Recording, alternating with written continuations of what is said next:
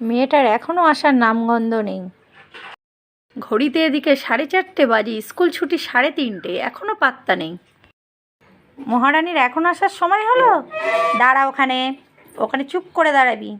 এখন 4:30 বাজে, স্কুল তো ছুটি হয়েছে 3:30। কোথায় ছিলি এত সময়?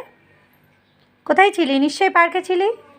স্কুলের পাশে যে পার্কটা, সেখানে বান্ধবীদের সাথে গল্প করছিলি, নাহলে কোনো বান্ধবীর বাড়িতে গিয়েছিলি, নাহলে স্লিপ চড়ছিলি। কী করছিলি সত্যি কথা বল, কী করছিলি? কী জন্য লেট হলো? আরে ধরে বাবা, তুমি আমার কোনো কথাই শুনছো না। সামনে তো অ্যানুয়াল ফাংশন আসছে, তার জন্য আজকে আমাদের ডান্স রিহার্সাল করা ছিল, তাই 40 মিনিট লেট হয়েছে। তুমি না, তাহলে তুই আমাকে ফোন করিসনি কেন?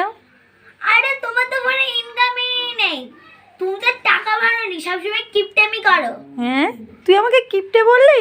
আজকে তোর বাবা আসুক, আমি সব কথা বলবো। আমাকে